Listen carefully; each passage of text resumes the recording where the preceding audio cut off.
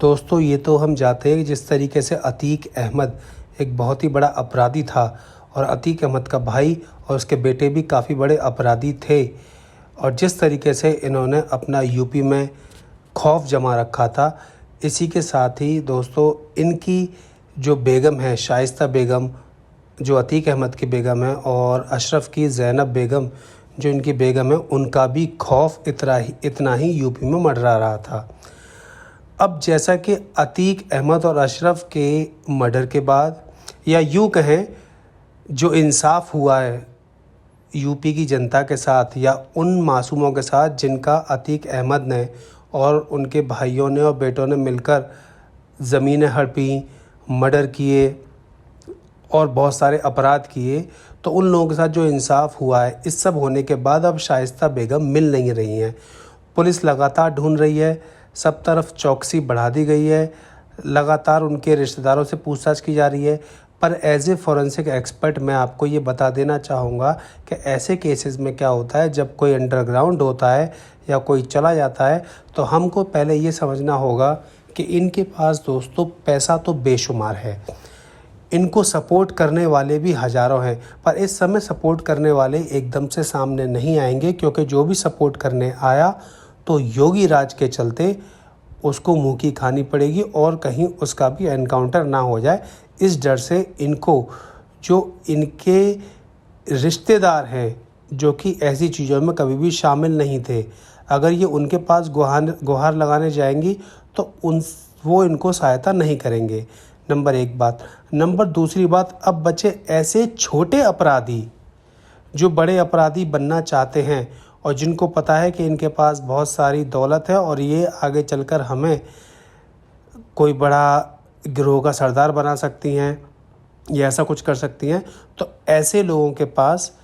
ज़रूर ये छुपने जा सकती हैं। और इसके अलावा क्या शाइस्ता बेगम का नाम या शाइस्ता परवीन जो भी नाम बताया जा रहा है उनका नाम वही है, या ये सिर्फ लोगों को बताने वाला नाम है? अगर कोई दूसरा नाम है, जो इनका असली नाम है, वो अगर कोई दूसरा नाम है, तो उस पासपोर्ट के ज़रिए अब तक ये इस देश से पलायन भी कर चुकी होंगी, यानी कि बाहर जाकर कहीं दुबई में या किसी और कंट्री में जाकर बैठी होंगी शाइस्ता। और अगर ये सही नाम भी है और अगर देश छोड़कर अभी नहीं गई हैं, तो देश छोड़कर जाने की फ़िराक में होंगी कि किसी तरीके से भी इनका फ़र्जी पासपोर्ट बन जाए और इनको दुबई का वीज़ा और टिकट मिल जाए। इसके अलावा दोस्तों ऐसे लोग ज़्यादातर अगर कहीं रहते भी हैं तो उन्होंने कोई ना कोई ऐसी जगह बनवा रखी होती है कि जहाँ पर ये आसानी से तलहटी में, यानी कि ज़मीन के अंदर या अंडरग्राउंड या कहीं भी इस जगह, ऐसी जगह आराम से जाकर रह सकते हैं। तो इस समय पुलिस को बहुत ही चौकन्ना रहना पड़ेगा। और जैसा कि सुनने में आ रहा है कि पुलिस ने तकरीबन 20,000 मोबाइल, 20,000 मोबाइल, दोस्तों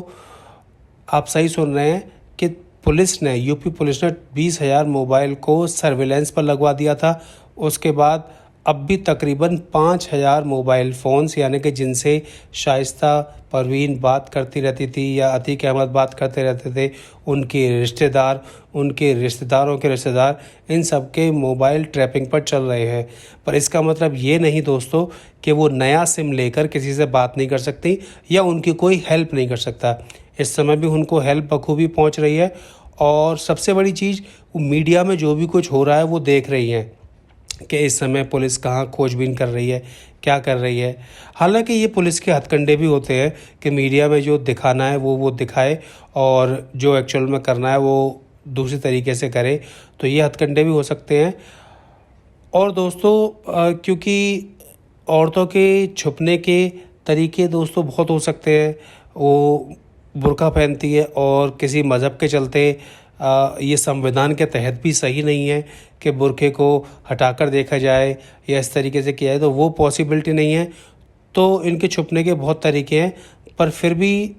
पुलिस कहीं ना कहीं दोस्तों अपना काम करेगी। और पुलिस को भी इन्वेस्टिगेशन के तरीके अगर हम देखें, क्योंकि जब योगी का डंडा जिस तरीके से चल रहा है, तो पुलिस के भी हथकंडे ऐसे होंगे कि वो जल्दी से जल्दी शाइस्ता का पता लगा लेगी,